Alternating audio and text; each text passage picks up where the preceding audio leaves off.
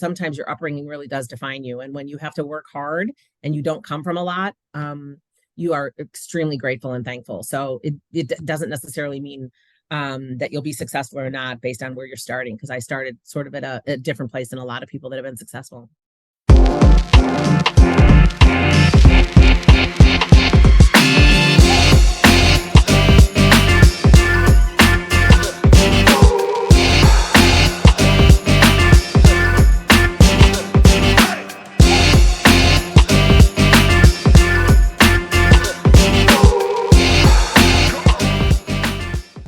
Hello, everyone. I am Melissa Forziat of Take the Doughnut, here to help you get inspiration and get donuts.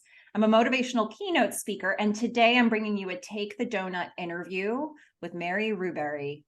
Let me tell you a little bit about Mary. Mary is the Chief People Officer at The Parking Spot. Let's say hello, Mary. Welcome to your Take the Doughnut interview. Hello, Melissa. Thank you so much for having me. I'm really, really excited to be here. Awesome. Well, I'm really looking forward to talking with you. And first, we have to get this question out of the way. What's your favorite donut? Oh my goodness. So anything with frosting in the middle, so like a vanilla cream or a chocolate cream filled, not custard and not jelly, frosting, or sprinkles, 100% sprinkles. Perfect. It's kind of a lot of different options there. You can go a couple different directions depending on your mood. Depending on my mood and how I feel. That's exactly right. Sugar overload is all I'm usually interested in. Perfect. Well, I said a little bit about who you are up front, but tell us more about yourself. What do you want us to know about you? So I am the Chief People Officer, as you mentioned, at The Parking Spot, and I have been with the company for, call it, almost 18 years in November. And I head up all things people, which includes comp and benefits. I am on the leadership team. I report into our CEO, and I've been here. We had 400 employees when I started, and now we're about 1,700. We're working on a acquisition, which will make us much larger as well. And 90% of my focus is on people and how we make people happier and keep them engaged, from the time that we attract them and all the way through their retention with us. I've been in HR most of my life. I started in legal. I was a paralegal for many years, and decided that I didn't want to be a lawyer, and you weren't going to grow very much in your own career as a paralegal. And so I thought, you know what, it's time for me to do something where I could grow, but also make a difference in people's lives. So then I made the switch to human resources. You sound like exactly the person to talk to about taking the donut. So for those who aren't familiar with this theme, this conversation is about taking the donut, which for me, take the donut is an expression that basically means carpe diem. And I'll link a video here for those who haven't seen the origin story, but essentially this strange thing happened to me in college where I left an actual donut on the table, and it became an object lesson for me and what it looks like to leave opportunities on the table. So I don't want to do that anymore. And I try to do the opposite thing. I take the donut now. So today's conversation is entirely about going after goals, going after the thing that you want in life, or the many things you want in life. And Mary, the first question to you is, how are you with going after goals? What does that process look like for you? Melissa, I would say I was raised pretty much by a single parent Irish Catholic woman who had serious medical challenges most of her life. So we bopped around in some church family homes and cousins. And once we wore out those welcomes, because she was in the hospital for a couple of years. And so we were sort of figure out a way to survive. I would love to say that I have an action plan and that once I put a goal on a sheet of paper, I fight to get to it, but I'm really more pragmatic. I look at things very different. I figure out a way to be successful, to make the people around me successful. The problem with sometimes being that is I am more focused on others than myself because I want them to succeed. But by doing that, I have grown so much and so much at this company because to me, it's a big team effort. It's like when I succeed, everybody succeeds. And it's because we all push each other. So, I have personal aspirations and personal goals. And most of them are growing other people. Most of them are making our company be the best that it possibly can be. It's thinking and really believing that you exist because of your hourly employees. Our company has almost 2,000 hourly employees. Without them, we have nothing. And our lives are very different than theirs. And we need to recognize that. But we always have to have them at the forefront of every decision we make. So for me, sometimes it can be pragmatic with these goals where I'm going to do this on this day and I'm going to be this. I started in legal. I didn't like what was happening. I didn't want to be a lawyer for a whole bunch of reasons. And I knew I wasn't going to get promoted to the, Supreme Court. So I had to get out. So I knew I could grow and become a leader and really inspire and touch other people. So I left and I figured out, I went back to school and said, where can I get the furthest in my degree to get a degree to get into HR? And that's exactly what I did. And so, I knew that I wasn't happy and I had to figure out a way, and going back to school was the way for a short period of time. Great changes often come when you know that there's something better than what you've got right now. I think Yes. it can make it easier to start taking that step. But when you do get started, and I have a feeling, maybe your answer to this last question is also your answer to this next question, but we'll see. Once you do get started, what keeps you motivated, especially if you're moving towards a goal that's going to take a lot of effort over a lot of time? What keeps you on track? It's almost like personal gratification. It's not accolades. It doesn't have to be recognition. I want to be able to look back and say, what in the world did we just accomplish? This is incredible. We bought a company out of bankruptcy. There were 22 lots. We had 10 days to onboard them. We did that. It was complete pandemonium. It was controlled chaos. And because of that adrenaline, and I hope this is a compliment, my last CEO who just left about a month ago said he's never met anybody like me. He said, you are the perfect adrenaline junkie. When we give you something and there are a lot of turns and there are a lot of challenges and there's intersecting competing priorities, you just barrel forward and figure out a way to do it. And I think it's a sense of accomplishment, and also knowing in my line of work, my projects are more geared towards people.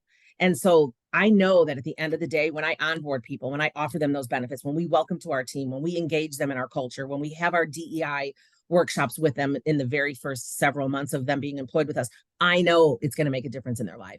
And that's really what kind of drives me. It's kind of like my jam. Beautifully said. And, you raised a point about challenges. So let me ask you, are there any specific kinds of challenges that tend to come up for you over and over again when you start to go after something that you want? Maybe it's a brand of challenge that just you seem to keep encountering. Melissa, it's not a secret. When you're in the people department, there is a lot of scrutiny on budget and expenses. And you have to have a balance. You have to have a match. One of the two early founders of our company, Marty Nesbitt and Kevin Schreier, their tagline for this business was have fun, make money. Because if you're having fun and you're not making money, that's really bad. And if you're making money, but it's not any fun, who wants to work here? So that's always in the back of our mind. But in order to do that, you can't just spend to make people happy. And quite honestly, I'm sure research shows that employees recognition, how you make people feel, how you treat people, the environment that they work in, those things go a long way. And in some cases, they go longer, even farther than the dollar. Now, we all need to pay our bills. We all need to make sure that we can cover those. But at the end of the day, our hourly employees want to feel part of something bigger. I run into making sure I'm keeping that balance because I have a fiduciary responsibility to the company. I can't break the bank, but I also know that they need more. So that is always a struggle for me. Absolutely. Well, let's look back historically. This is your life, Mary. Personal or professional, what is the biggest donut you've ever taken? I hate to tout like my upbringing and my mom, but I was raised by a single mother who didn't have any money. We were on welfare for most of my life. The idea of going to college was something that I was definitely not going to be able to do with her money. And so I joined an office education association group in high school, worked my last year of high school, senior year. I had to give up volleyball and all the extra sports that I did. so that I could go to an office and work. I worked in a law firm, which is why I started in legal, because I stayed there. And then I went to a 2-year college, got my paralegal studies associate's degree, and decided this isn't for me. And then I literally researched every company in the city of Chicago that would pay for my tuition to go to a big school. And I landed a job, was able to secure a job. I had a couple of offers, and I ended up working for Beatrice Foods Company, which is a company that's no longer around. They were bought by ConAgra Foods. They paid for my education. I fought so hard for that. I also was a very good student with a very high GPA, and it was for one reason only. It is not because I am smart. It is because I am disciplined. I had to bring my report card into my boss to get the money reimbursed to me for my classes. And I did not want them to think they had a C minus or a B minus. I was, I had working full time and going to college full time. The GPA was the furthest from my mind, but being embarrassed at work was something I wasn't going to do. Like, I didn't want her to go, "What? You got a C in math? This is horrible." So I was motivated by that. And I grabbed every opportunity that I could on the education front, because I didn't have the cash or the money. And I left. I graduated from DePaul University with a bachelor's degree in human resources, a communications minor, with zero debt. Zero. They paid for my books. They paid for parking when I had to park at the garage at DePaul. So I feel like that's my biggest, I grabbed it. I knew it was in front of me. I knew it was out there. I researched it. I found it, and then I grabbed it. That's incredible. And what a story of resourcefulness too. I mean, there were so many steps involved, and you created the roadmap for it. It's absolutely brilliant and so inspiring to hear. So what do you want? What are you working on now? What are there donuts that you're currently taking? No, coming off of COVID in a service or hospitality related business, and I don't know that we'll talk about COVID forever, but it's sort of ingrained now in our world. HR and the people department at most companies was always extremely important. And without that department, you couldn't really flourish. But I think the softer side of things and the culture and the empathy side of things really shined during COVID, and the things that our company did, and I'm sure a bunch of other companies did. We sort of got pushed into the forefront, getting folks laid off, making sure that they were treated well, making sure that they were safe. We set up a phone bank of folks where people could call us for advice on resumes. We did job searching for all of those employees. We helped them with their resume. Every single employee got a list of job openings with QR code links to Amazon and Walmart and Targets, so that they could go work for them during their furlough from us, hoping that we would get them back. We had routine calls where we checked in on all of our people throughout COVID. We ultimately got almost all of our people back because of the way we treated them. So one of my biggest challenges now is, as we look at other additional acquisitions at my company, we need to make sure that integrating two companies, two cultures, whether it's a one-off mom and pop business. We just bought a company in Phoenix, or in Philadelphia South, we bought another property in Philadelphia.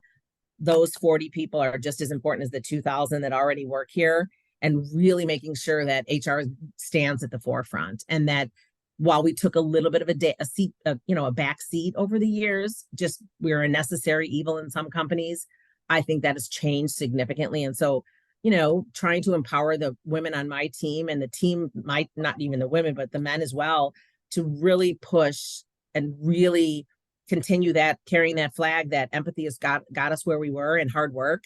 And we won't be a necessary evil. We won't be headcount anymore. We are part of this equation. And you build a strong culture, you build a people culture, your bottom line is going to show that you did the right thing and you did well, because they'll deliver for you.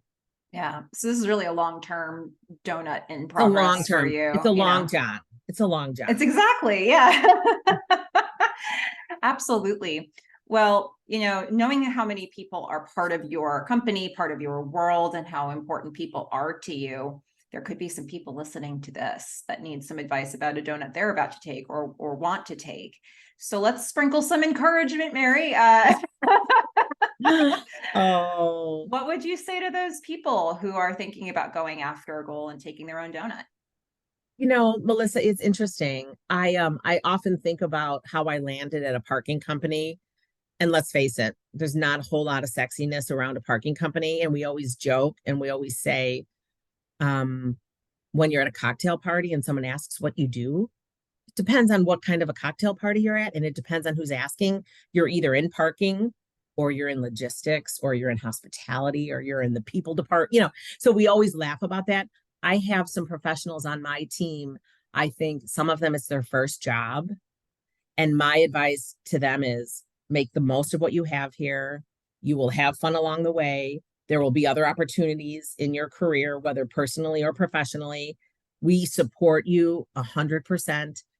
I have a lot of employees on my team that come to me and say, I was thinking about joining the marketing department, or I thought, it's my first job, but maybe I want to go on the PR side. And 90, listen, you spend so much time with the people you work with, you have to be happy. I also think that for my team and the people that I'm mostly connected to, the resilience that they have shown in the last year after COVID hit, we had several employees had babies, honeymoons, medical leave. One of our very senior leaders in the HR team had to leave because her parents were ill. And what that pushed a lot of the talent that didn't have as much experience, and their role models were gone, and we were still pushing them hard. My advice to them is to look in the mirror and know that you did an incredible job, and that whether you're here for 20 years or you move on to somewhere else, we support you in your career, because you are getting the foundation in a very fast-paced HR department, and exposure to a lot of great, fun, sometimes unique things that we don't always get to talk about, but that I would support them in their journey. And regardless of the donut they're grabbing, I'm going to be right there with them with my sleeves rolled up, helping them along the way. Ah, it's beautiful sentiment, words of wisdom and support, which is what for most sure. people need at the end of the For day. sure. For sure. Well, how can we find you, or the parking spot for that matter? I can put links in the description, but what link should I put? So definitely, our company is theparkingspot.com. You can check us out. I am on LinkedIn, Mary Ruberry. You can check out my profile. I'm fairly active. Every chance I get, I showcase an employee. I'm usually on there once a week. And I'm here for young professionals, anybody that would like advice, anybody that, is looking for, how you scrap 2 nickels together and make a bunch of money in terms of your career, not in terms of real bank account, but sometimes, sometimes your upbringing really does define you. And when you have to work hard and you don't come from a lot, you are extremely grateful and thankful. So it doesn't necessarily mean that you'll be successful or not based on where you're starting, because I started sort of at a different place than a lot of people that have been successful. Okay. Well, everybody be sure to check out those resources, because obviously Mary has some amazing things to say, and we want to be checking those things out along the way. And if you liked this video, be sure to like and subscribe, because there's other incredible interviews coming up with people who have motivating things to say about taking the donut.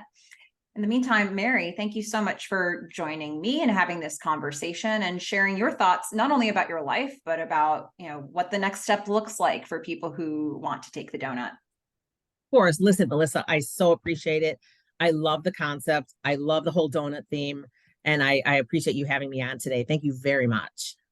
I'm so glad to have you. And okay, everybody, you know what to do. Get inspiration, get donuts. Bye.